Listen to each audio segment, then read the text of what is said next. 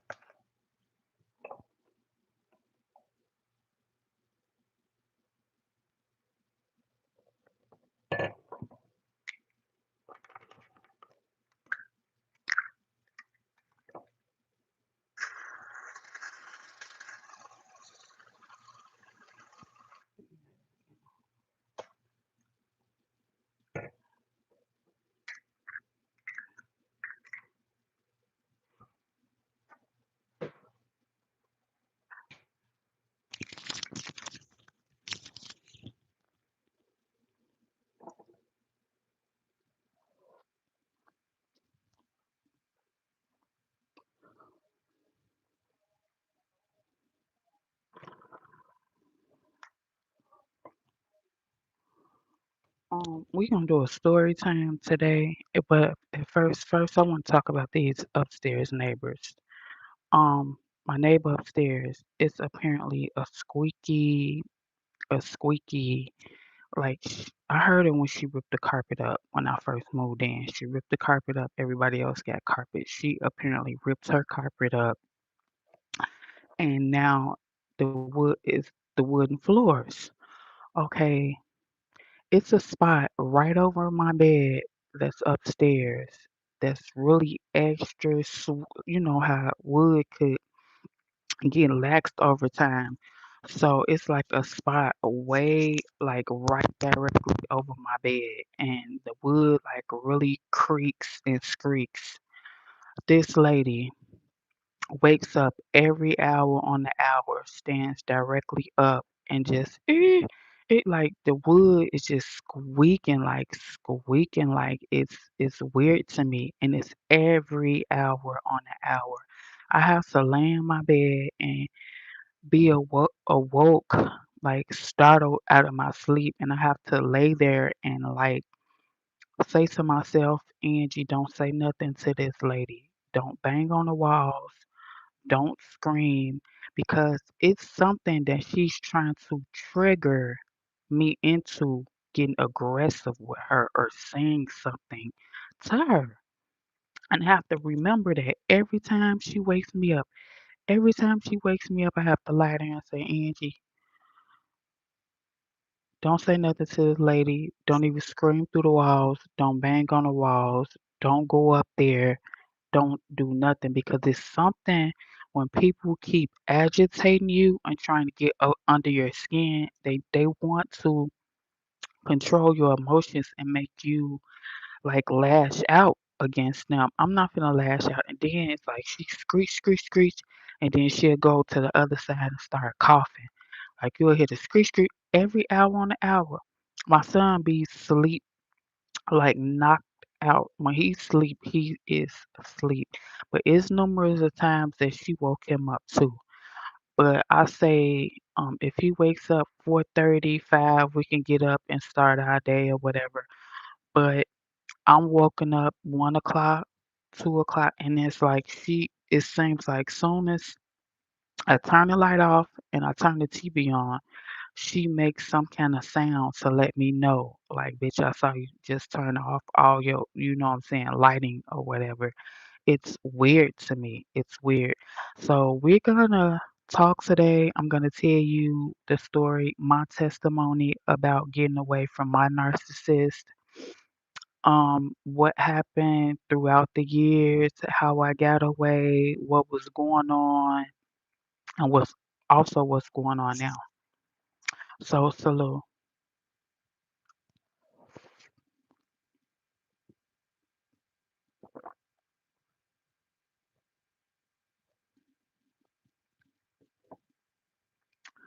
So if you guys are going on, like if you guys are living somewhere where you have, it's always gonna be that one neighbor. It's always gonna be that one neighbor that tries to pisses you off, get under your skin. I'm trying to refrain from using so much profanity because like I said, my somebody reported my video. I don't know if they were mad because I cuss better than them or they mad because their children sit up there and watch me put the parental controls in place for your kids. Your kids shouldn't be on my video. I'm not even in that demographic. When I look at my analytics, it doesn't show kids viewing my videos. It shows people in my age bracket and older viewing my videos, and that's what my content is for.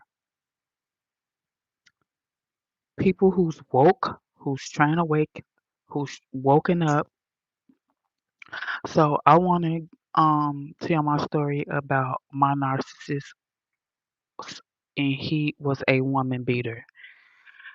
He was a woman beater. Those are the worst kind. They say those are malignant narcissists. Malignant narcissists are the ones that beat you. Um, Throughout the years, I was beat on. I have various pictures. I have various police reports. I have been one of the ones that was so lucky as far as to keep all my documents, keep all my photos, just keep all the evidence and document everything. Sometimes when you try to get away from these men that are brutally abusive like that, you often have to leave like a thief in the night. You have to put documents away, you have to save money, you have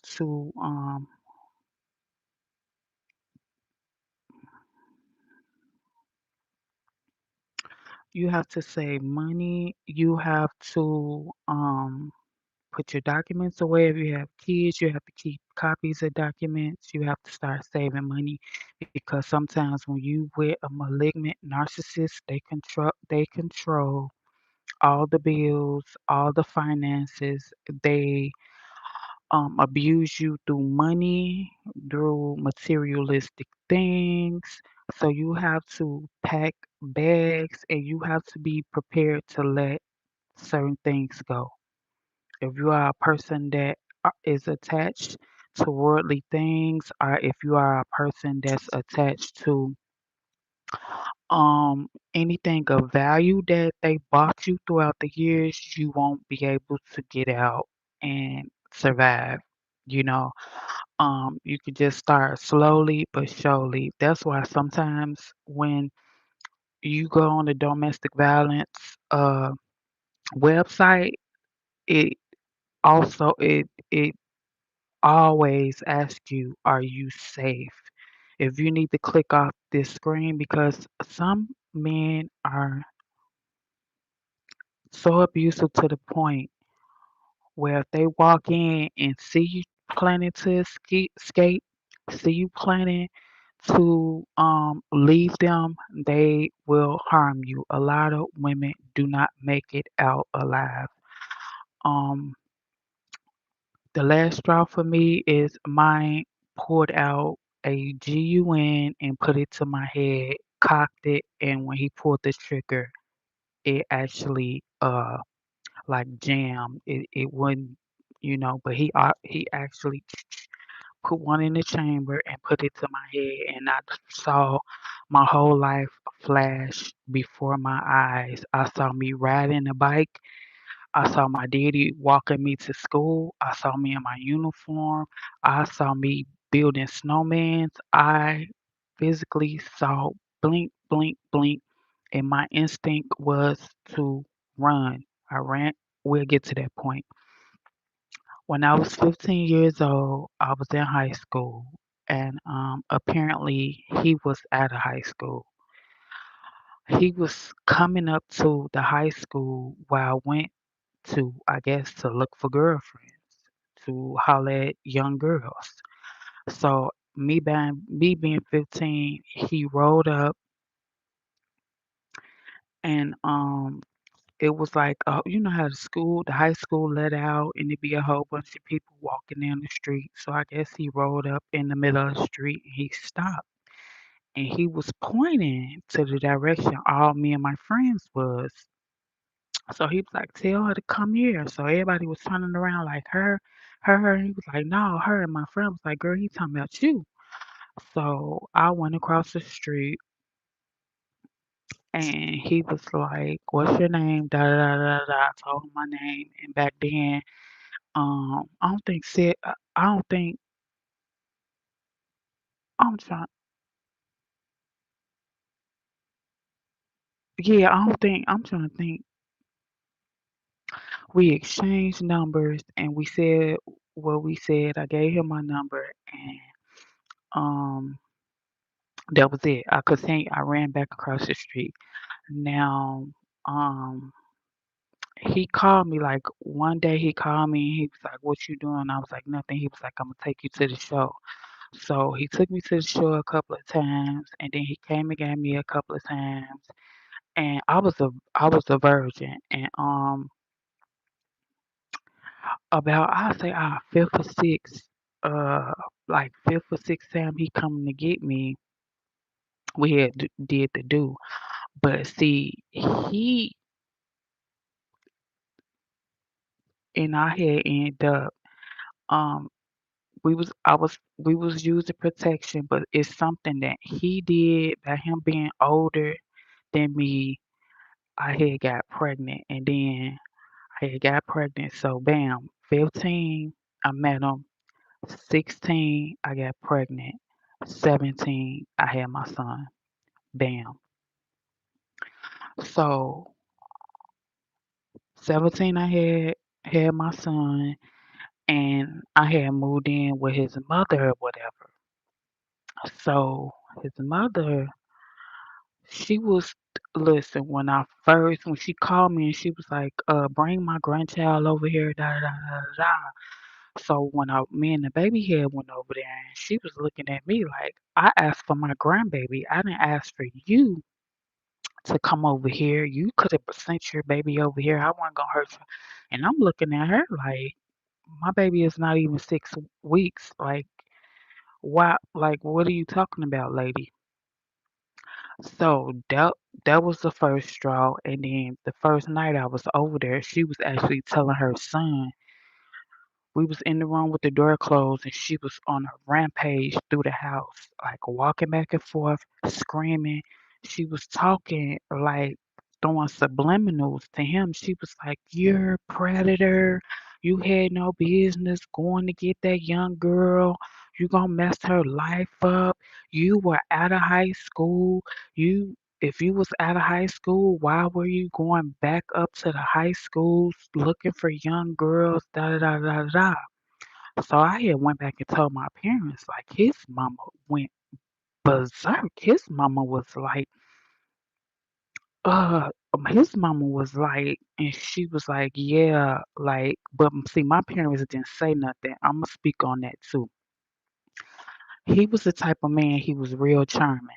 Like he was, if you met him, he was charming. And it's hard describing those type of men to your friends and your family because they will never believe the abuse they inflict on you because they're so charming in front of other people. The abuse don't start until you get in the house and the doors are closed. They are one way on the outside society in public, but when you get in that house, that's when all hell will break loose. Um, um, all hell will break loose. Um, so the mom went absolutely berserk. She was like, "Yeah, you're a child molester, you're a predator." So I think even when I was like when I went on prom, he was a good 22. Like I was 17, he was 22. Like it's a 5 year gap between us. But she went absolutely berserk. And then I'll say, um, shortly after my son was born, the abuse started. I remember he had beat the brakes off me, and his whole family was right there. Didn't nobody break it up. It was like they were scared of him. Everybody was scared of him. Did nobody get in his business? Did nobody correct them? It was at least 12 to 15 of his family members was there. I was on their turf where they lived at in their neighborhood. It was like it was a natural thing. Like like narcissists like that, they family know how they are. It's like they family know how they are. It's like it's a train wreck. They can't look away. They gotta watch it. Nobody's gonna say anything because it's like they scared of him. They need him. He take care of them. It's like he is the golden child of the family. Um, so they're not gonna say nothing because they don't want no bad blood between him and them because he is like quote unquote the breadwinner of the family. They never know when they have to come and ask my narcissist for a job, for some money, for anything. You know what I'm saying? Because, like, yeah. So I'll say that summer, after I had my son, the abuse would start. The man was so crazy. He came by my parents' house one time and bust all the windows out, like blankly stood outside my mother and my father's house and bust their windows out. They didn't say nothing because he came right back around and paid for all the windows. They didn't say a word because he came right back and was like, "Here, I'm sorry, da da da da da da." So I say when I turned 18, when I turned 18, we had got our first apartment. We had got our first apartment when I was 18. And I want to say something about these narcissists. They don't give a fuck. They will fuck your friends. They will fuck your coworkers. They don't give a fuck. They will fuck anybody you know. They will try to embarrass you, humble you. Sometimes they will embarrass your ass to the point that whoever it happened in front of, I had friends where he didn't beat me up in front of, and I never talked to them a day in life again because I was just that embarrassed. I was just that embarrassed and just that broken.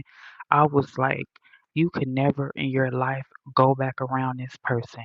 And you could never in your life go back to being friends after he did you like this in front of this girl.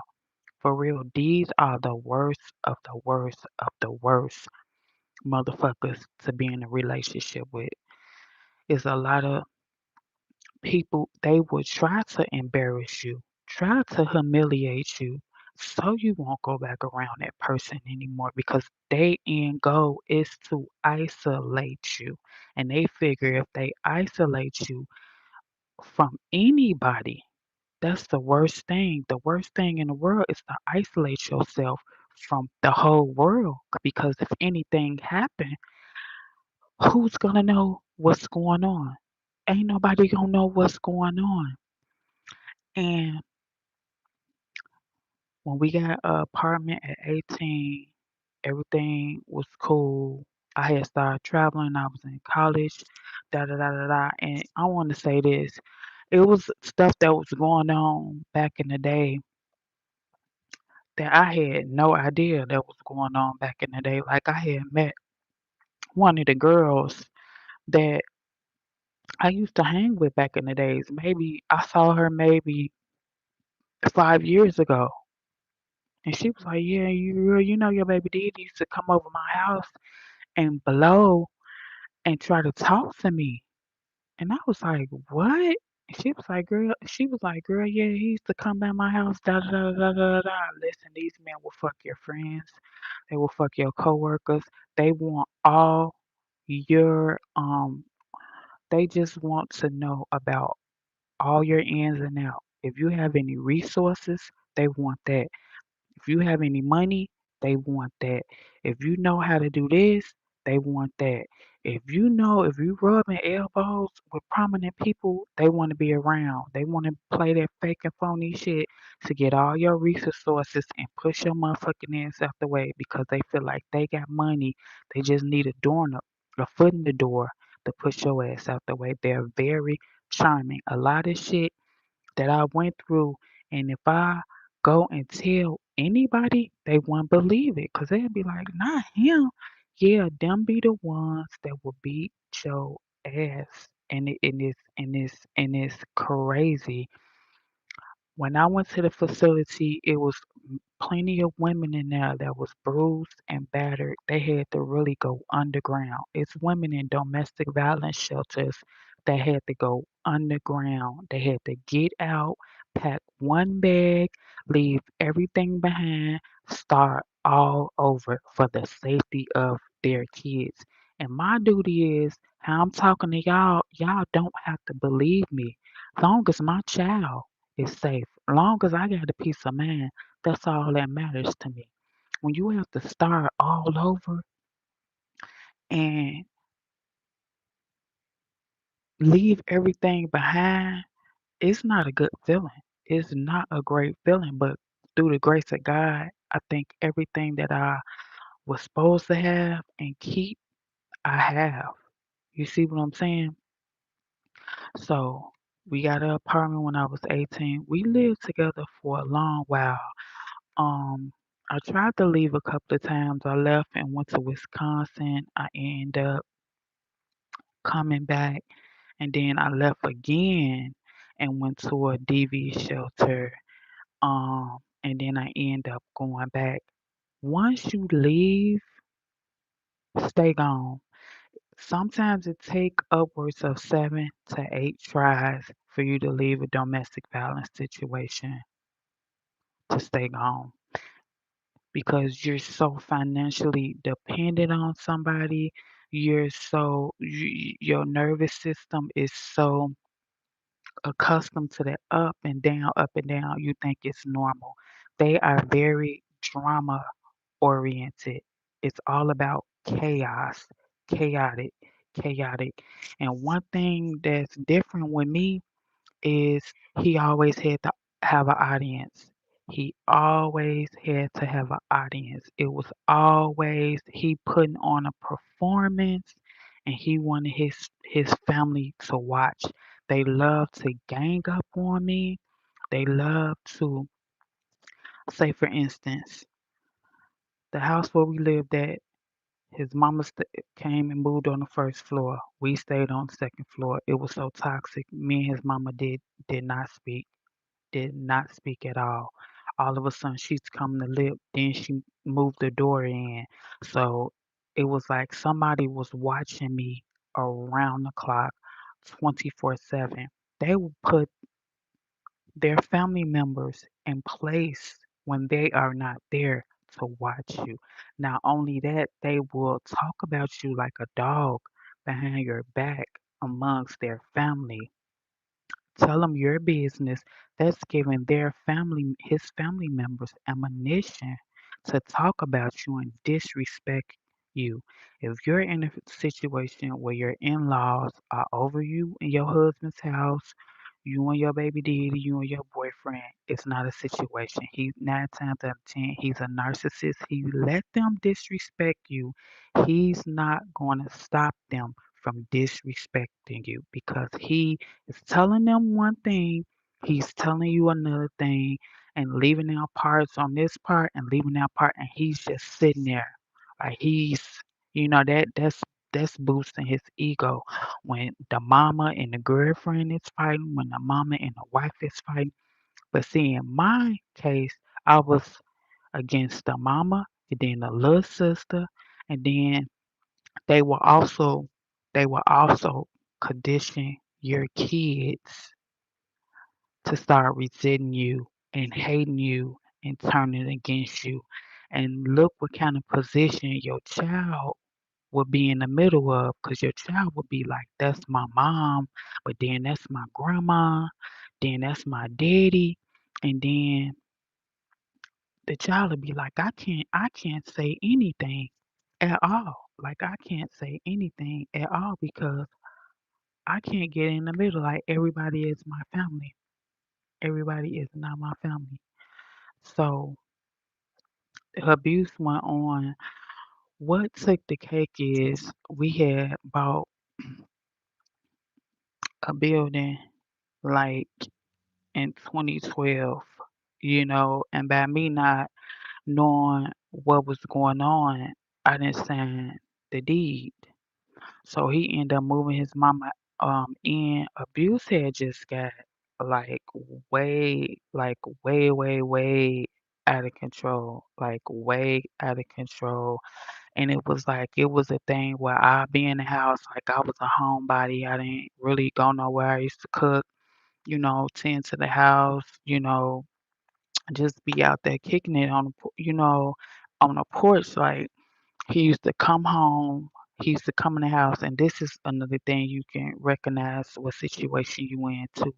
He used to come home, be upstairs, and man, I think back now on the situation. Every time he came home, my son was in the room, his mama was downstairs, and his sister was downstairs. I don't know if they called him, like everything set up, we got our popcorn, come on, we ready. That's how it always happened. He'd come in and start an argument. He'll come in and just start an argument out of nowhere. And then he used to be saying these key factors. He used to be like, Angie, what you want some attention? You must want some attention, Angie. And I used to be like, how do I want attention? And you in here bothering me. You in here arguing with me. You in here starting with me. He used to say that. He used to say, Angie, but you want some attention. It wasn't that I wanted attention. He wanted attention. He was trying to embarrass me and humiliate me in front of my son, in front of his mama, and in front of his little sister. But two, he wanted to put on a show for them. He wanted to put on a show for them to show how disrespectful he can be and how it can get and how he was the man, and she ain't going nowhere. He had it in the back of his mind. Angie will never go nowhere because I spoiled her. I gave her everything. She don't have to want for nothing. She is not going nowhere. So he used to come in the house. Well, that's one of the things he used to say. Angie, you must want attention, and you trying to figure out how could you say I need attention? You're in here starting with me. See, they say that so you can start proving yourself because once somebody say something to you that's not true, you will begin to explain yourself and prove how you is the opposite of that. Another thing he used to say, Angie, you're a clown. How the fuck is I'm a clown and you in here showing your anus? You know what I'm saying? Like you in here showing your anus, and it's like I'm defending myself. You know what I'm saying? And he used to be sick. And anything that I said that like struck a nerve, that caused it a narcissistic injury, it could be anything at arm's length. He used to pick it up and lunge it at my head. I used to have to duck over there behind the kitchen island, duck. Um, He used to punch me in the eye. I used to have to wear sunglasses all the time. I lost a lot of vision in my right eye. My nerves got bad. That's why I'm really wearing glasses right now because I had got punched in my motherfucking eye so many times that my nerves was messed up in one of my eyes. And it's like he used to punch me in the same eye. And I would say another thing, God is so good. All the abuse that I have went through, I don't really too much got no scars. I got a lot of bruises, but I don't got too many like scars. Well, like his main goal was like to mess up my face, make me. One time he messed my face up, and the people was like, "Man, Angie, if dude put his hands on you one more time, I'ma have to say something to the guys." And we got to get him. Like for real. Like we got to get him. Like he can't keep doing this. Um, Another thing he used to do, come in the house and argue, and then it's like they do that to start with you, and you'll be speaking facts. The more you speak facts, the more they're getting information. The more everybody getting a bird's eye view of how you feel about him. But see, he will come in the house now today that I know he would say things that other women said to him, such as Angie, you need help. Angie, you need help. And I used to be like, why? I'm just here in the house. Like I be in my house every day. That's just like him coming here and starting to argue with me. And he used to be like, Angie, you need help. And I used to be like, no, you're the one need help. Like something is really wrong with you if you don't know what you're doing. Anyway, he had met this girl, and another thing I want to say, it was two women. He was the last. I'm gonna tell you about the last woman and the first woman. She was crazy. Like soon as she saw me, she was on me like white on rice. She put sugar in my tank. She flattened my tires. This lunatic jumped on top of my car one time and tied my windshield wipers in a bow. She was totally obsessed with me. Narcissists will use you as a beautiful young lady to get other women. They will use you to lure other women in to make you bait, to make them jealous because they will be looking at you like if he got her, damn, that's who he messing with. He got her. I'm gonna shoot my shot. I'm gonna shoot my shot. So they use you to bait other women in. And like I'm gonna say the house that we moved in, I'm gonna say this for instance, when we got it, he gutted it out, he fixed it up. All that time I came over there a couple of times, but I wasn't like standing up in the house, you know what I'm saying, like on the porch, So it's like when we moved in, let me rewind it a little bit. He showed all the women inside the house. Like when he got finished and done with the house, every female and everybody on that block, he invited them inside the house to show them inside the house. That's one thing I ain't agree with. That was his first mistake. Why would you show everybody on this block the inside of your house? First of all, you want to be a show off. That was your ego. You were bragging. You see what I'm saying? So when I moved over there, it was like, damn, where she come from? We ain't never saw her. We've been looking at him for the last year coming over here fixing his house up.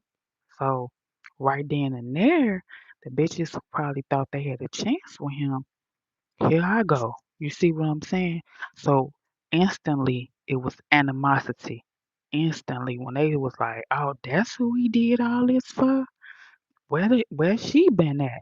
So it was like instantly when I moved in, everybody was in their feelings because they figured they like, where the fuck she come from? And I was like, we just was living together. We was at our other apartment. That's where I was at. Why would I want to come up in here and dust and nails flying around? All he did was bring me the books home, the, the cabinet books, brought me home the cabinet books. What cabinets you want? He brought me home the little swatches of paint. What paint you want? That was my job for him to bring me the stuff home, and I used to point and say, "I want this color. I want this color." Da da da da da. I wasn't finna walk in no construction site and them pulling and gutting no house out. So when we moved in, we moved in. He asked me that I want to move in on the first floor or I want to move in on the second floor. I say I want to move in on the second floor. So we stayed there about almost 3 years, 2.5, 3 years before his mom and his little sister moved in. Bam. His mama and his little sister moved in. Shit went totally left. Shit went totally left. Mind you, I don't talk to the mama. I don't talk to the little sisters. He told me a long time ago to stay away from my this is what he told me. He said, Angie, I want you to stay away from my family. Angie, stay away from my family. I went to my parents and I said, Mom and Dad, he told me to stay away from his family. My mama and daddy said, Angela, those is his family. That is his family. They know how he is. Don't go against that man and don't go against his wishes and go around his family. That's gonna mess y'all relationship up. That's what my parents told me. The way the way I depict it now today is he didn't want me to go around his family because if I went around his family would have fucking told me, Angie, run. You too pretty for him. You too smart for him. He's gonna fuck your life up. That's how I feel like they would they it wouldn't have been what nobody else said. He didn't want me around his family because they would have put me up on game. They would have told me about the real him because your family know you. Your family know how you get down. Your family know how you are. They grew up with you. They know you in and out. They know what you capable of. So when he was like, stay away from my family, I took that and I ran with it. I ain't talked to his mama. I ain't talked to his little sisters. I ain't talked to his cousins. Mind you, he had triangulated me with damn near all of them. So all of us end up fighting any fucking way. Like I had fights with the cousins, had fights with the sisters, arguments with the mothers. So by that time, I was like, you know what? I'm done. I'm done. I'm done. I'm not going around them no more. You see what I'm saying? But a lot of times it would have been one or two of them like, Angie, come here. So he really didn't want me around his family because I think he knew his family was gonna tell me to get out. They end up telling me at the last minute, like the last incident happened, He had got his money and his keys when he was in the police car, and his mama walked past me, and his mama was like, "You should have left my son a long time ago." And I looked at her. That's when I was so hurt. I was so hurt. You tell me this after all this time. And my thing is, I never did anything to you, lady. I never did anything to you. I don't know if you hated me because you knew what was gonna happen, but see, that's your son. You needed him. You was staying at his house, so you knew you couldn't whisper or put a bug in my ear because you knew it was gonna come out. And he didn't want, you didn't want him to throw your ass out in the street because you had nowhere to go. You feel what I'm saying? So the mom ended up telling me, and then another time I had left, the sister was told me like, Angie, you too pretty, you should leave my brother. So they were all was probably gonna tell me if I did one around them or hang around them, they were gonna end up telling me like, Angie, you got to leave my brother, leave him. I would have probably left him a long time ago. I'm not gonna say he fucked my life up, but I will say this, ain't no telling what I would have been and what I would have did if I wasn't around him, if I didn't be with him for a long time. I don't regret my kids. I don't regret nothing I did. I'm glad that I came into the person I was supposed to be. I'm glad that I experienced this because it molded me and it catapulted me to the next level. I'm not gonna ever get weak. I'm not gonna ever let him watch me to watch my strength and weaknesses. They always on your social media. They always when you leave, they gonna forever be on your page. Whoever the new supply is, whoever the new baby mama is, whoever the new girlfriend is, they are watching you because your name is around their household is like she got to listen to your name 1,000 times. And she probably like, who is Angie? Let me find out Angie's social media. So she's watching you. So she could start portraying and, like trying to start copying you. You see what I'm saying? Because that creates some type of secret competition. It also creates control. It also creates her having to work harder for his love. If you have to work hard for somebody's love, that person really don't belong to you. So the last straw was the girl. The girl. She sent me a message one day, and if I go look through my email, I got the message. She sent me a message. She said, Angie, he's gonna take that house from you. Your son don't like you, and he said, your son don't like you. He's gonna take the house from you, and he's gonna take Samaje from you. She she put it all in one text message, everything he had planned to do.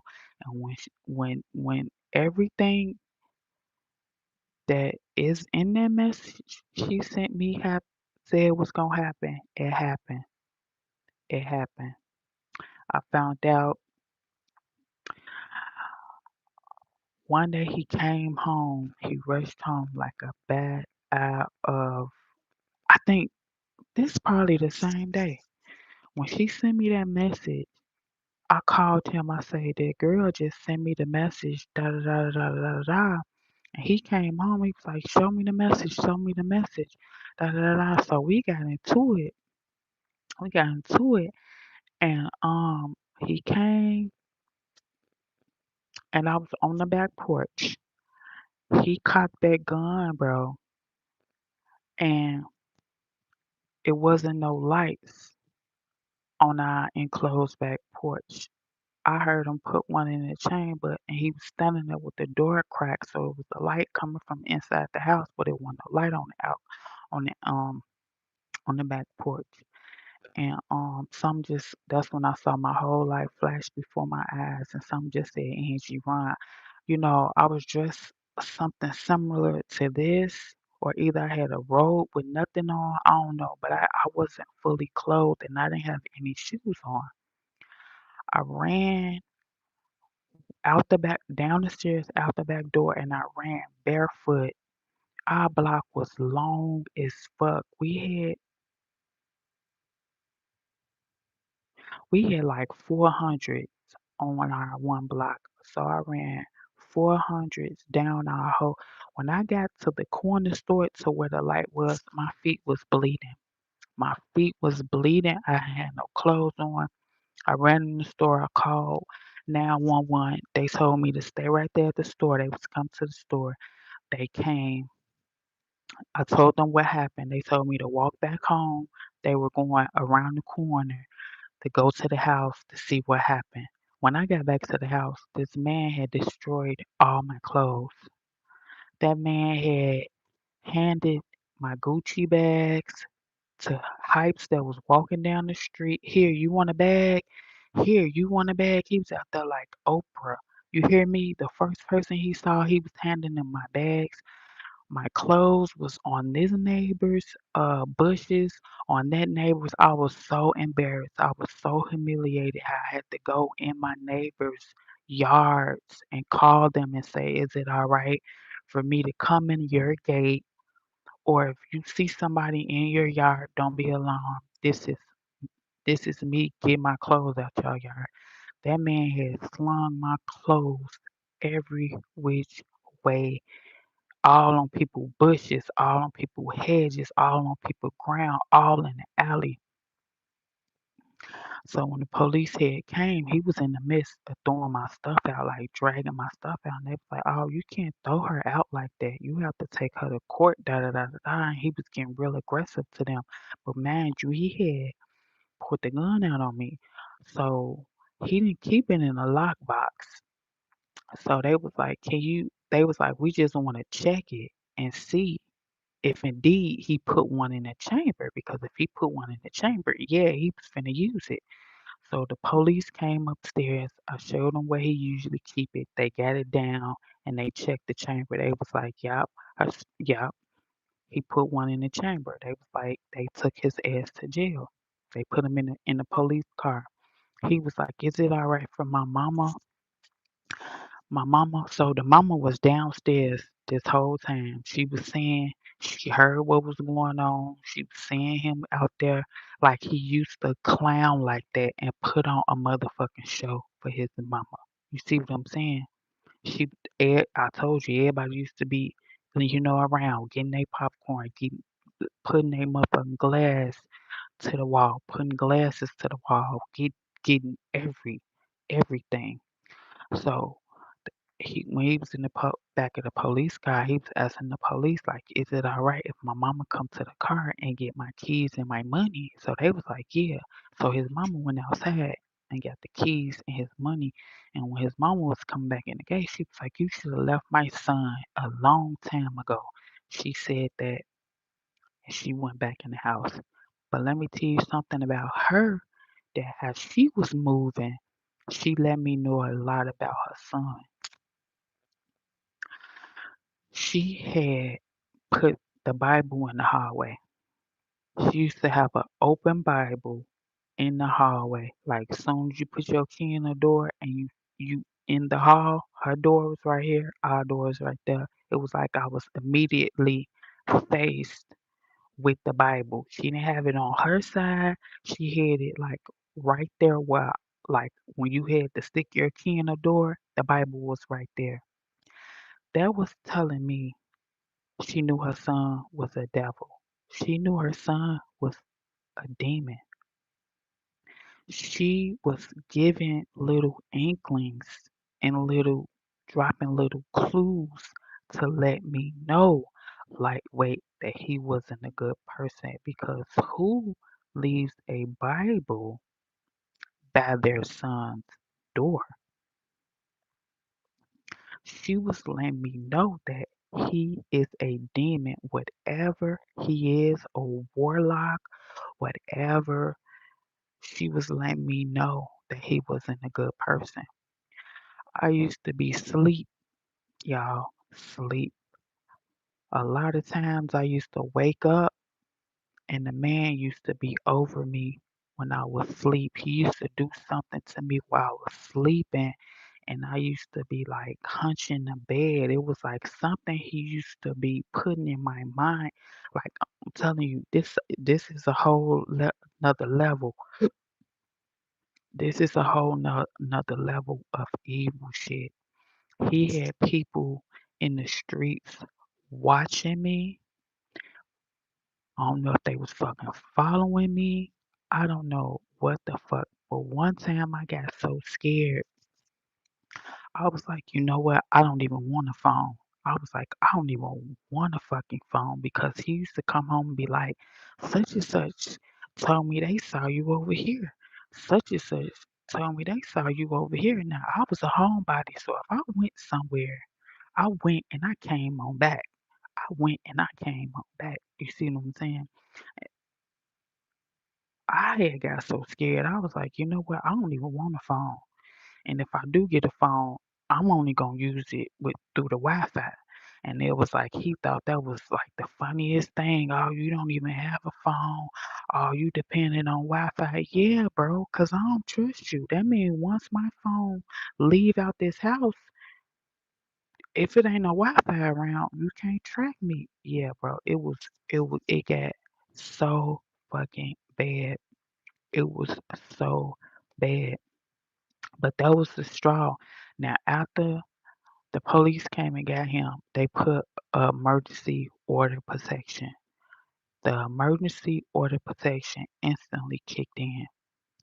So when the emergency order protection kicked in, we had went to court for a year and a half. Year and a half. He had got a lawyer. The lawyer kept continuing it, kept continuing it. The police that came and found the GUN, they kept coming to testify. They kept coming to testify. They kept coming to testify. They kept coming to testify. So this went on for a year and a half. His lawyer continued. So finally, we went to trial. We went to trial. The lawyer, this was the lawyer defense. The lawyer defense was that I was upset that he had a new girlfriend. I didn't give a fuck about him having no new girlfriend because I was at home kicking my motherfucking feet up. He got mad because the new girlfriend exposed his motherfucking ass and told me what was going to happen. And he didn't want to chance me leaving him. That's what it was. So the judge seen through that. She said no, she was hurt because she had been with this man for all these years. Even though he abused her, it never got to a point where he cocked and loaded a gun at her head. That is the most despicable thing you can do to your kid's mother. A feather. His finger didn't even have to pull it. His finger could have just touched the trigger, and she would not be right here in this courtroom today. She had to explain to him and the lawyer what the logistics, and that's what it was about. I wouldn't have been here today. And I told God while I was running, if I get out and I make it out this situation, you don't never have to worry about me going back because the abuse, it don't stop. It gets worse and worse and worse. They will never change. So listen, we fought the order protection. I won 2 year uh order protection. After I won the 2 year order protection by him that being his house, he couldn't come to the house for that whole year and a half. So he mad than a motherfucker. Angie got an order protection on me. I can't come to my house. I can't do nothing. I can't come on my property, da da da da da da. So it was building up, like the tension was building up. So after that, 3 weeks later, I won the order protection. He filed a eviction. Now all this that I'm talking about, I could run in there right fast and get all the documents. I got proof of everything. I can go get the documents right now. 2 weeks later, he filed for eviction on me and my child. And we went to eviction court. The judge was like, I was trying to tell the judge that I had an order of protection. By law, he cannot retaliate against me by putting me out. I guess the judge felt a little some type of way, you know what I'm saying? So they kept continuing it. I kept filing motions, kept continuing. I kept filing motions from the time that the eviction started. I think the judge kept continuing because I kept filing motions. It had been dragged out for a whole year. But in the midst of that year, he was coming over. He was coming over, going down his mama's house, still putting the key in the door, still putting the key in the door, going down his mama's house, still putting the key in the door. I could have got his ass locked up then. You see what I'm saying? I could have got him locked up again for violation of the order of protection. You see what I'm saying? But I didn't.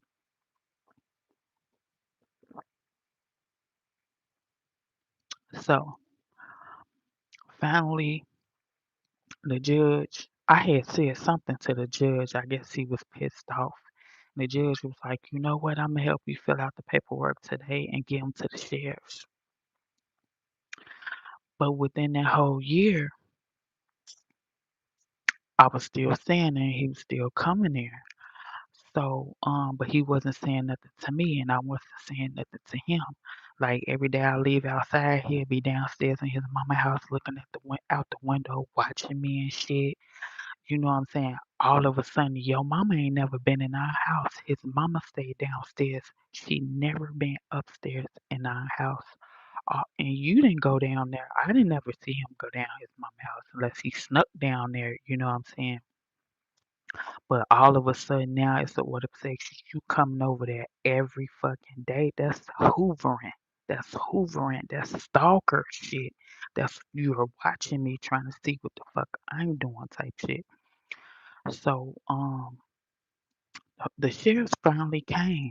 The sheriffs finally came and it was like our prom picture. I had got our prom picture like blowed up like real big. So when you walked up the steps, our prom picture was right there. And the sheriff was looking like, this your son?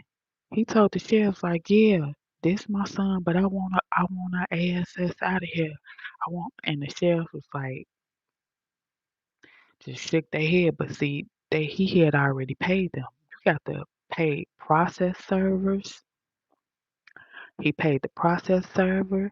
He probably paid the judge because the judge did was not trying to hear I had an order of protection and this was retaliation. And he had filed like a writ for exclusive possession because it was his building. So by this time, the sheriffs came and they was looking like, damn, bro, this your child? And he was like, yeah, but I want her out of my crib. Da da da da. Da. So the police was like, we we don't put people's stuff out. We don't put people's stuff out on the curb anymore. I think they still sit people's stuff out.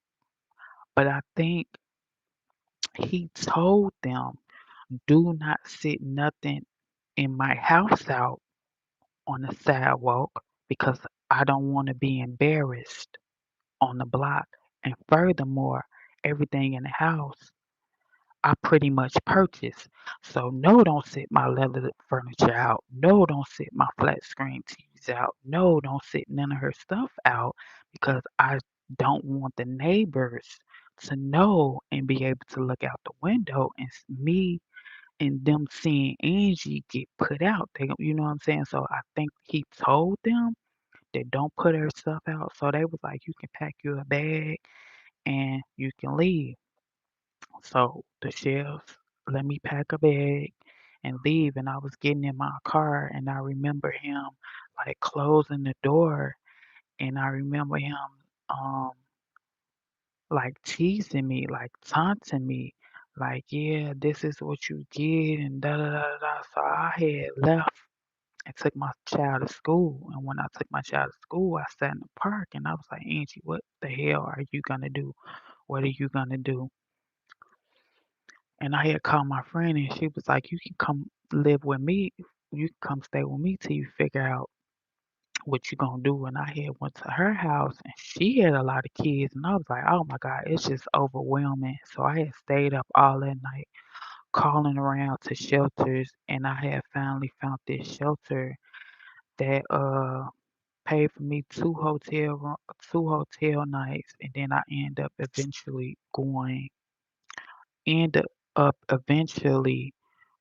to the DV shelter. But before that, when I went to my friend's house, I had called the movers and I called him. I said, is it okay for you to unlock the door so I could get my stuff out the house?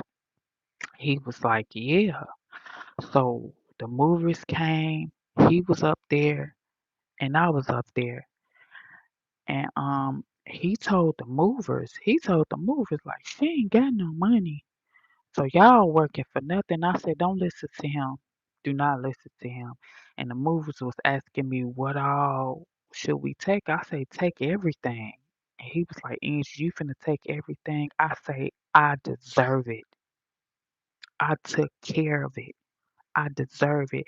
And he was like, give it to her. Like whatever she want, give it to her. He said, Angie, just leave me this one thing right there in the front room. Da da da. I'm kind of attached to it. It was some kind of chest, like a leather chest that you open and it had like, you know what I'm saying, some kind of manly thing. I was like, yeah, take everything except that little chest he talking about. But they came and moved my stuff. I got a storage unit and they put all my stuff in the storage unit and I went to the DV shelter. I was in the DV shelter 18 months. I went there and that's a whole nother story how I was dealing with women narcissists there. That was like a whole nother story. But what I would say, I learned a lot from him being an abusive, malignant narcissist, and I learned a lot from the women at the DV shelter because they were narcissists. They picked up the torch after me leaving him to abuse me. Now, I had this weird ass case manager. I don't know if the case manager got in touch with my baby daddy and he paid the bitch and was like, leave her ass there. If she stay there long enough, Angie gonna come back to me because it was kind of abnormal that everybody in the DV shelter was getting housed in front of me. I'm talking about everybody, like every 2 months. Up, such and such got their apartment. Up, such and such got their apartment. I'm like, damn, how long y'all gonna keep me up in here? Like, what the fuck did I do? I believe that she had got in contact with him some kind of way, and he was either paying that bitch to keep me in that shelter, cause it's no other explanation about me being there and me not getting housed, especially with a special needs child. In the end of me leaving that DV shelter, they had treated me so badly. Two case managers lost their job, and the whole shelter ended up getting closed down. Closed down. They closed. They was like, I don't know what type of pain you inflicting on this girl, but the y'all running this all wrong. And the lady was like, Angie, I'm so sorry you had to go through this, but you're not going anywhere until you find somewhere to stay. I end up going around making, you know what I'm saying, going to different organizations, telling people my story until eventually Somebody agreed to help me, and that's how I came and found my condo, my condo here. But I'm telling you, they was gonna let me stay till I could no longer stay and give me my walking papers and say, Angela, we can't help you. You've been here for 2 years. I don't know what you finna do, but you finna get out. Instead of me staying there, I got up and I helped myself. I found my own shit. I did what I had to do to make a way for me and my child. And that was the best thing I could have did. I did not sit right there every day and leave it up to them people to help me because I saw they was not gonna help me. They did not want to help me. I don't know if they got in touch with him because my case manager, she was real obsessed with me. I'm telling you. She had told her other clients, do not talk to Angela, do not say nothing to her. She had them trained like foot soldiers. She made sure they got housed in my face. They bragged about it in my face. And I'm telling you, she did not help. She did not help me. She did not want to help me. I think it was that jealousy. And she was talking to dude. She had reached out to him. All she had to do was Google my son last name. That bitch had ran my credit and everything. 'Cause you know you got to give them your birth certificates, your social security cards, everything to stay there. Everything. So the case managers be all in your business. All the fuck they got to do is Google. You came through, thank God. Yep. And the only way I could have did it was through the grace of God. Without God, I would not be there. Without God, that would have been the last straw. That would have been the last straw because I wouldn't have been able to understand why me. Why am I going through this? Why won't they help me? What did I do? Why are they treating me so bad? Why I'm the only one not getting out of here? Why are they looking over me? She used to come in my room, go through my stuff. She used to tell them, don't open the gate up for Angela. When Angela gets here, let me know. She used to be like by the front desk, looking me up and down. It was some weird shit, bro. A lot of people, a lot of people be asking me, is he a Mason? I don't know if he was a Mason. I don't know what type of shit he was into. We gonna talk about that another day. But it's some weird and strange shit that he used to be into, and he never said he was a Mason. He never had the license plates. I never saw any symbols on his clothes. But it's some kind of code. It's some kind of code. It's some kind of pact that. And for a long time, I thought he was an atheist. I thought he didn't believe in God. He never talked about God. He never mentioned God. He never once prayed. He never once. We had a church right across the street. He used to tell me, don't go to the church. Da da da da da. He never, like, when people usually buy houses, sometimes they get them Christian by the priest or the pastor. I was scared to death to go to the pastor or a priest to say, you know what, we just built this house. This is a new house. Can you come across the street to pray? I was scared to death to go and ask the pastor or the preacher to come bless our house because I thought he didn't believe in God. You see what I'm saying? I was scared to death.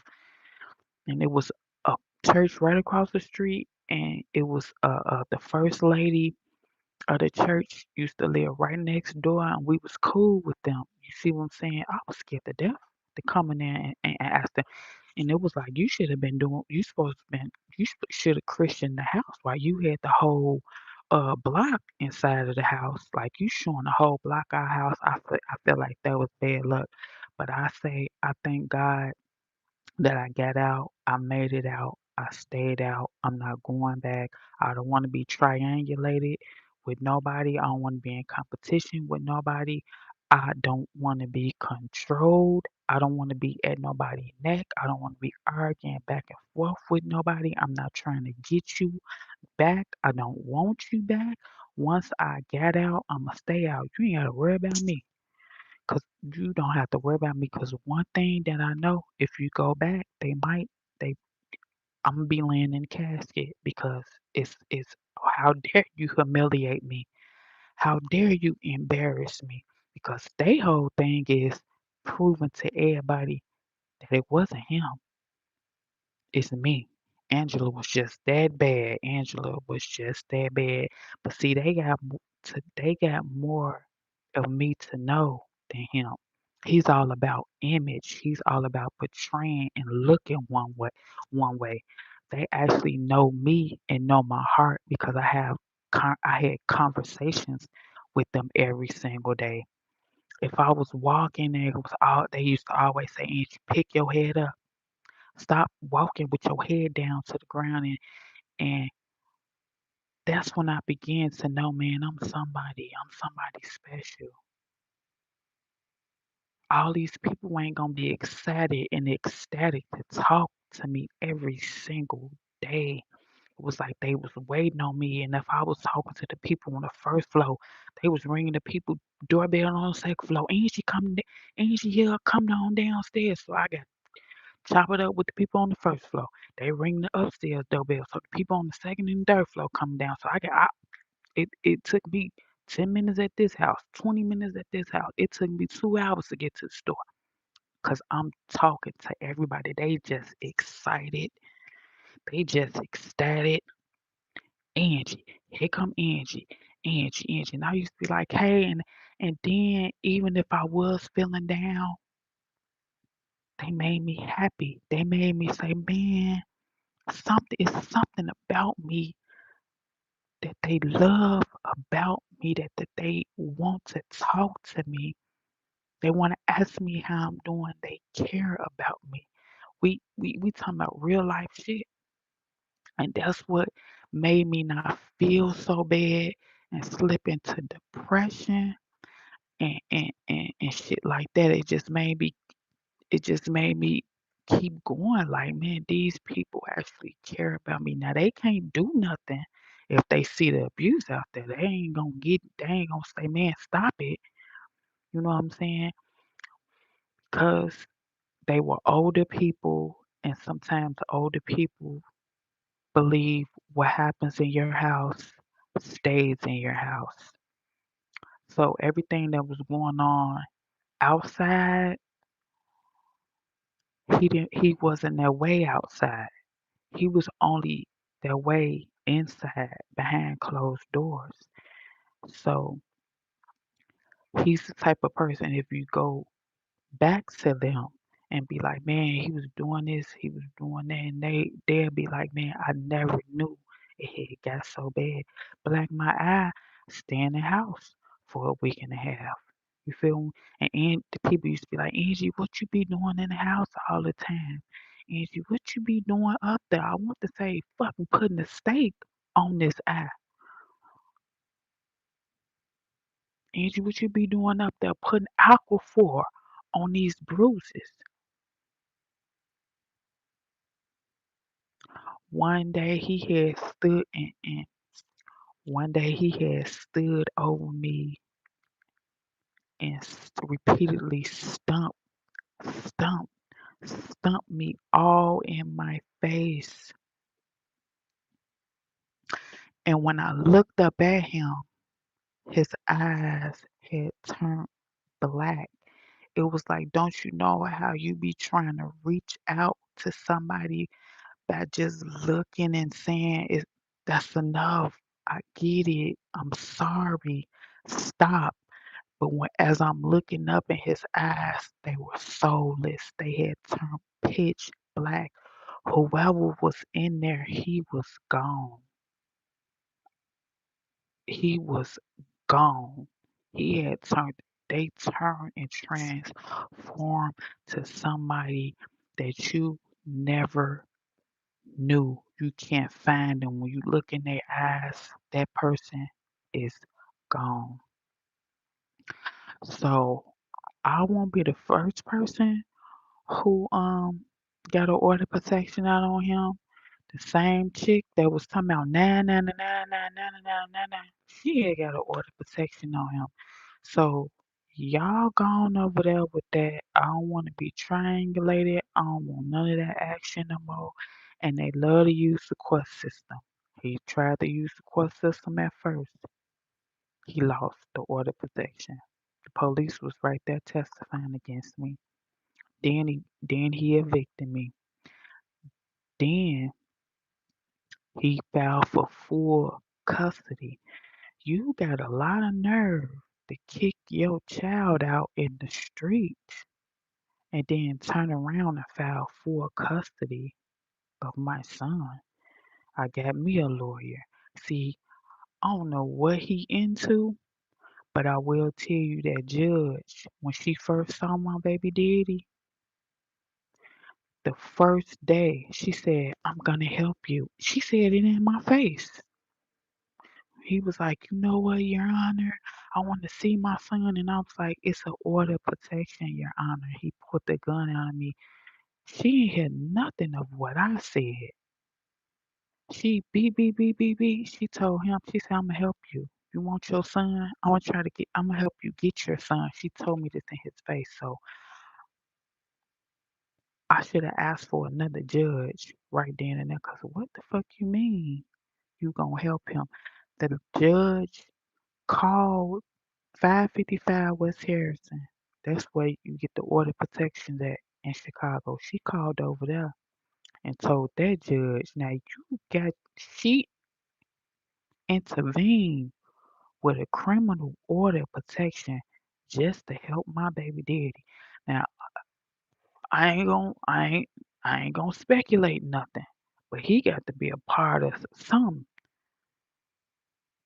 for a family law judge, a family law judge, or order to get herself intertwined with a criminal order protection. No, it's. So she was handling. She got her nubs on all three cases. So she got her nubs on the child support, turned into a custody battle, turned into her getting her hands on the order of protection. And she sat up there and told me with all the documents, all the proof I had, she said, I don't think you scared of him like you say you scared of him. How you gonna say I'm not scared of him? You act like I went back to him. You act like I'm still having sexual relationships with him. You act like we be conversating and kicking on the phone. You act like we dating again. You act like I moved back in his house. You act like I ain't in the DV shelter and I ain't been here 2 years. How you just gonna say I ain't scared of that man? I ain't went back to that man, have I? I'm fighting for the custody of my child, aren't I? I'm still renewing the order of protection even before this was started, right? And listen, I got me a lawyer because they tried me. They tried me. And even with the order of protection, he used to tell the judge, she on her social media talking about me. Instead of the judge having sense enough to say, why are you stalking this girl? Social medias. She talking about, "Sh- you shouldn't be talking about him on your, how you know I'm talking about him? Have you seen it? He's sending you the link to my videos. I can talk about who I want to talk about, lady. This is my testimony. This is my testimony. I'm not trying to convince anybody. I'm just giving my testimony. This is what happened. Maybe I can help somebody out here in this world that's going through what I'm going through. If you're messing with a narcissist that's hitting you, it's gonna get worse. Get out before you be laying in a casket somewhere. 'Cause truth be told, they be having motherfucking life insurance policy out on your motherfucking ass. And in my case, I don't got no family. So in my case, he wouldn't have had to explain nothing to nobody. All he would have been like, Angie crazy as hell. Y'all know she crazy. I pulled the red rug from underneath her feet and she couldn't handle it because that would have that would have been like, oh well, she was for, oh she couldn't cope with being homeless, oh she couldn't cope with being alone, she couldn't cope with they would have twisted the whole thing around, and he would have been collecting 300 and some $1,000 on me, 'cause you know what I'm saying, 'cause his little story would have been, oh she couldn't handle being in a DV shelter, that was too much, that was too overwhelming for Angie, so she offed herself. So she offed herself. No. Sometimes you gotta prove people wrong. Baby, it's gonna take way more than that to bring me down. It's gonna take way more than me being a grown woman putting my big girl panties on.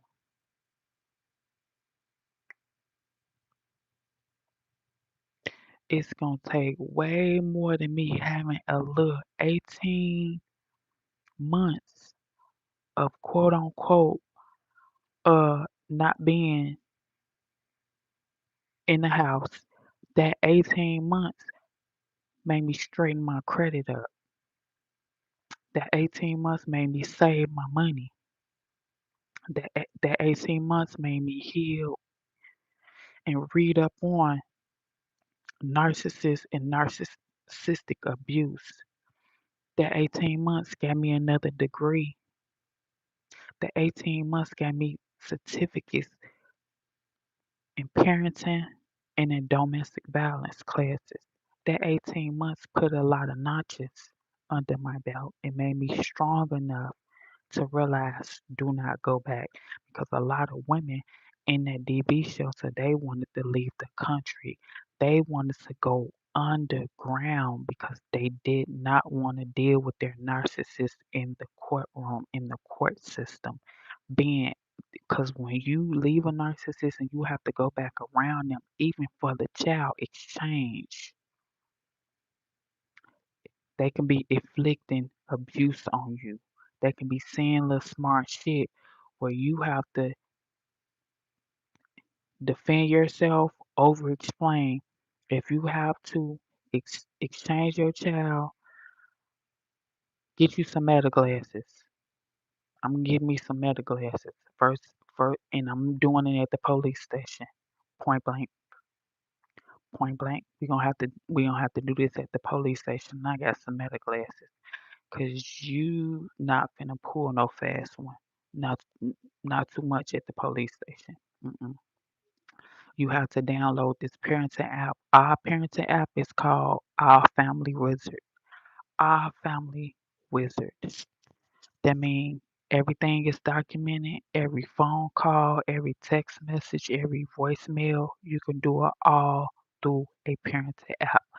I am done with it. Stick a fork in me. Um, Keep everything plain, cut, and dry. Yes, no, yes, no. Don't go into explaining yourself, because that's a form of control. And it's like they're over explain themselves, and it's like they giving you the cue to over explain yourself. So it's really like a little intimate moment, a little I'ma unload on you, and that's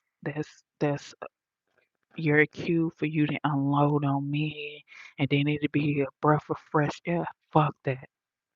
If they ask you a question, say yes or no. Yes or no. And that don't go in that parenting app leaving no whole paragraphs or how I feel and what I felt and how I don't want to be like that. No, can we meet? Yep.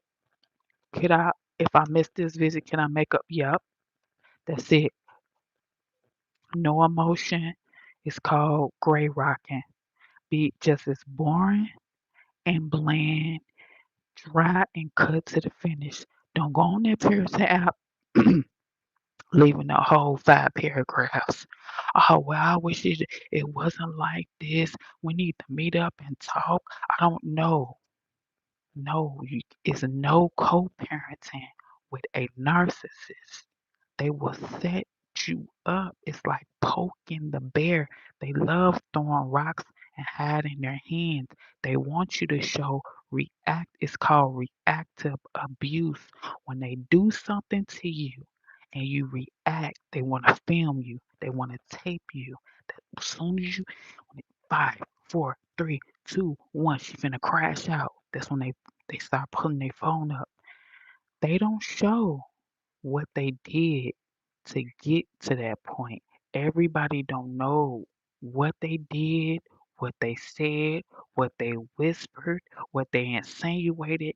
They don't know what happened to get you to the point where you crashed out. They're looking at how you reacted. That's all they looking at. That's all they care about. How could she act like that? What is she doing? Look at how she's conducting herself. See, they'll be looking at that. They'll be looking at that. Not that he just insulted you. Not that he just, what I'm saying, said some shit and you didn't want to talk, you weren't feeling it. Yeah, somebody say gaslight. Exactly. I'm gonna give you an example of gaslighting that he did during the trial, during the child custody trial. And this is a pointer, and y'all listen to me if y'all ever in the child custody battle. This is what he did.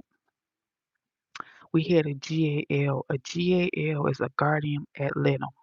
They call GALs guardian ad litem. That means it's somebody the court put in place for the best interest of the child. Hey, this lady wasn't in the best interest of the child. She was in the best interest of that shmoney. Cause he probably paid her too. Cause I gave her all my documents. My documents never saw the light of day. She never presented none of my police reports, none of the pictures of the black eye, no eviction notice, no documents from the shelter saying I stayed there. She told me to beat her with those papers and she shredded them. She thought I gave her the original documents. One day we went to court and the judge told told me, the guardian ad litem, and him to go in the hallway to see if we can come up with this. Like she was like, this y'all get last chance to go in the hallway. But I kept telling the judge it's an order of protection between me and him. Why you keep having him stand by me? Don't the guardian lit ad litem supposed to be in the middle of us? Let me tell you what she did. I said, Your Honor, it is a order of protection. She said, do you have the order of protection case number? I pulled my phone out and I'm reading the order of protection case number to the judge. The guardian ad litem trying to snatch my phone out of my hands. I said, don't touch my phone. She was trying to stop me from giving the judge the order of protection case number. She did not want the judge to know about the order of protection. She said, give me your phone, give me your phone, give me your phone. Not before I read this judge this case number. So I gave the judge the case number and she told the clerk, they sit next to the clerk. So she told the clerk to pull it up and she said, yeah, it is the order of protection. She told us to go outside. So me, the guardian limit, and him go outside. The judge had sent him some type of letter, and he pulled out the letter and he's asking the guardian ad litem, what does this letter mean that the judge sent me? Now I'm trying to get my hands on the letter. I'm asking the GAL, like, can I see the letter? Like, can I see? She no. She took the letter. Look, she took the letter and put it in front of her. So we out there, and she was like, well, supervised visits, da da da da da on Friday.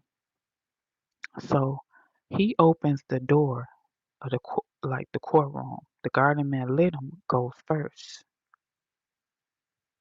He held the door open for me, and he was like, Bitch, that's why your breath stank. It took everything in me. See, in that moment, he wanted me to scream and act a fool and put on the fucking show to get the attention from the judge so she can catch the abuse. The judge would have been looking at me like she's out there acting a goddamn fool. She don't know how Angela don't know how to conduct herself in the class and in the courtroom.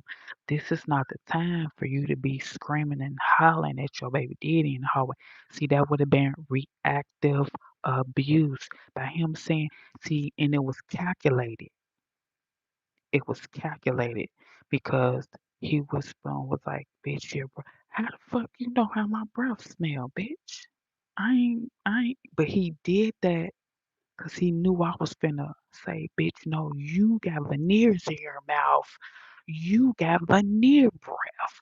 You got halitosis. Because he know I be with the get backs. I'm with the rebuttals. You say something smart, I'm I'm gonna say something smart back. So he like, all I gotta do is say something to Angie. All I gotta do is insult her. She gonna rip me a new one and act a fool in front of the judge. And the judge gonna have to look up and say, who's out there? And who the judge would be like, who's out there in the hallway screaming? The guardian that let him walk it back in the courtroom. She would be like, oh, that's her and him. That's her and him out there acting a fool. But we don't hear nobody but Angela. See, that was a trick. That was a that would have been called reactive abuse. So he said, "Bitch, your breath stink." You know what I did? he was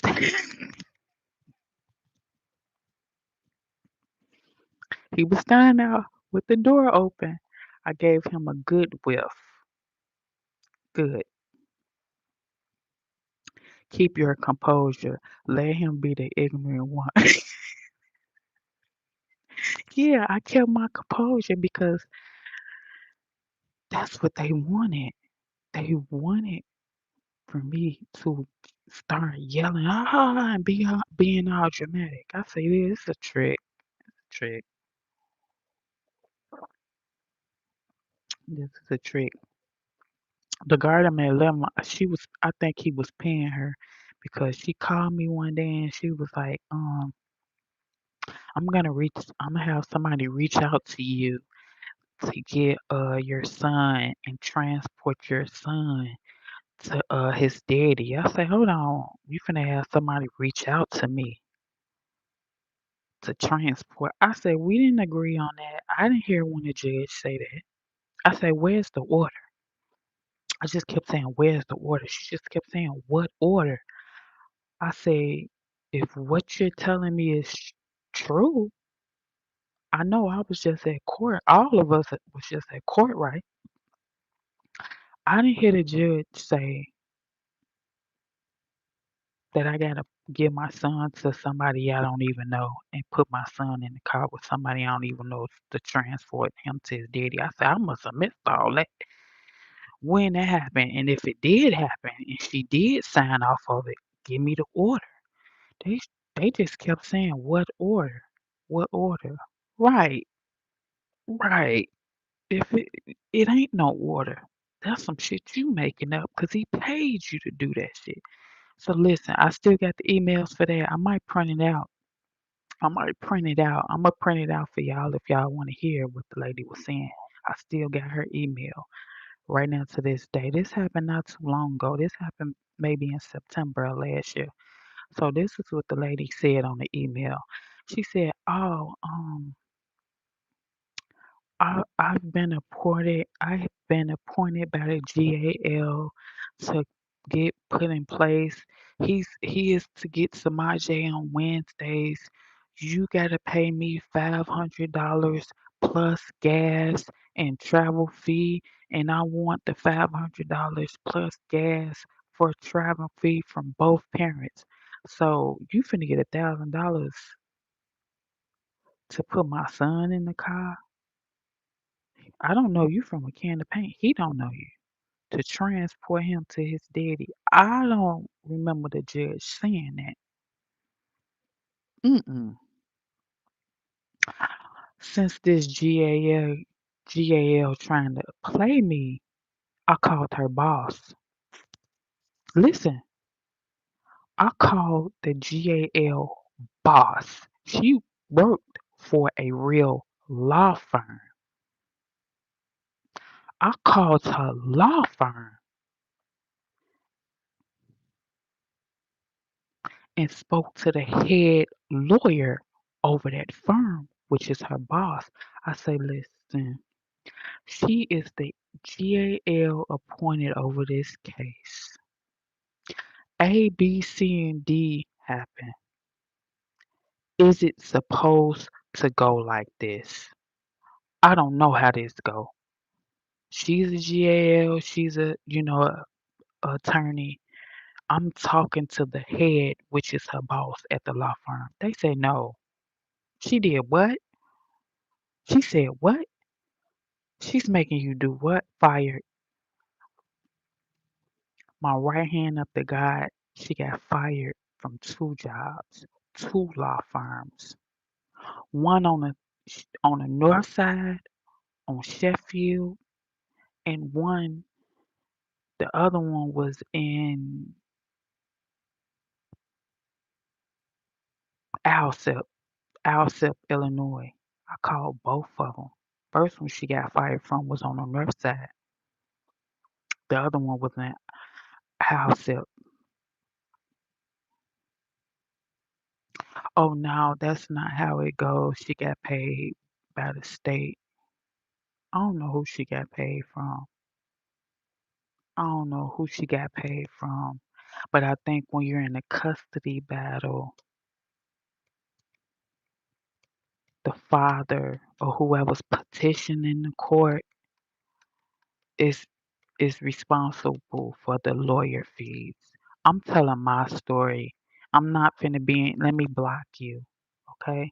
Because this is not a debacle. This is not a debate. I'm telling my story. I don't give a hell who paid him, who paid her.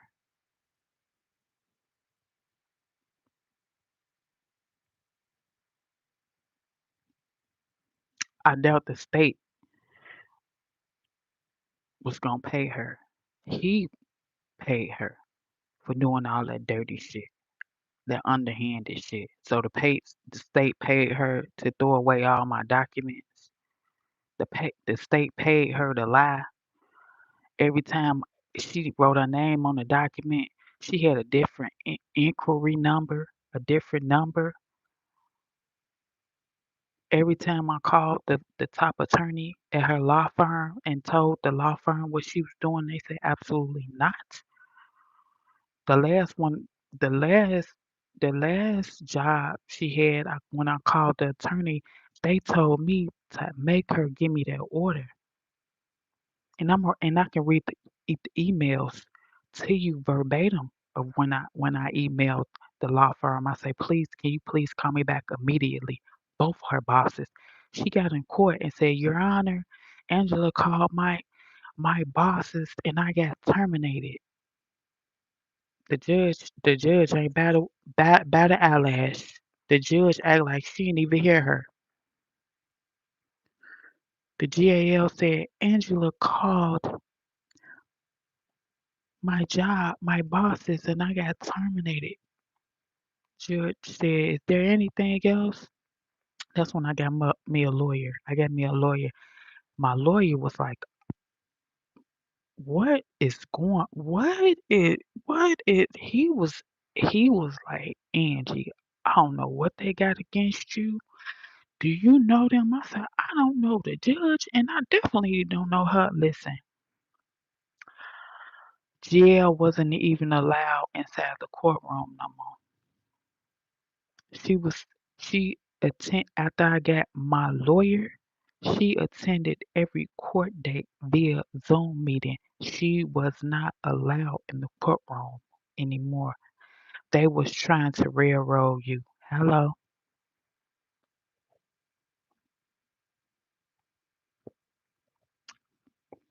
They was trying to railroad me. So I doubt the state was paying her to do that, cause the state want their money. The state, if you get anything, the state was gonna make him pay it.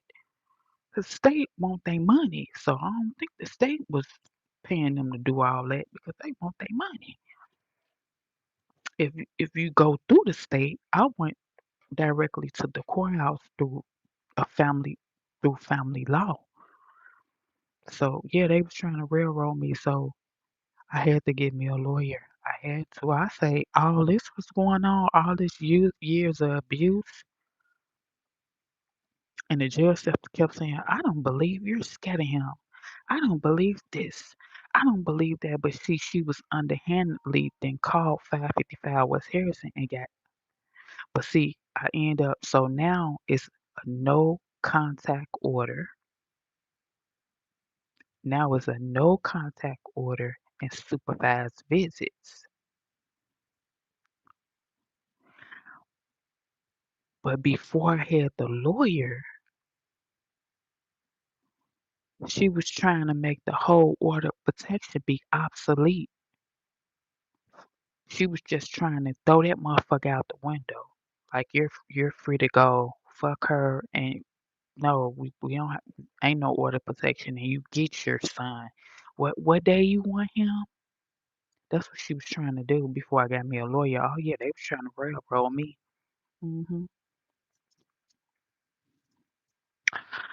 Yeah, but and then um my lawyer was like, the judge absolutely wants this case off her call. Yo, my lawyer was like, the judge absolutely wants this case off her her roll call or whatever. I say, yeah, I bet she do. Yeah, I bet she do. Cause I'm causing a little bit too much commotion for her. She thought she had a dummy. She thought she had somebody that don't know nothing. She just don't know. I got 2 degrees. Yeah, she thought I was just one of them. You know what I'm saying? Like, oh, you know what I'm saying? Yeah, she thought I was one of them. I had to flex my degrees on her, make a few calls. hmm Cause she said a lot of little sad, like a lot of little slurs. You know what I'm saying?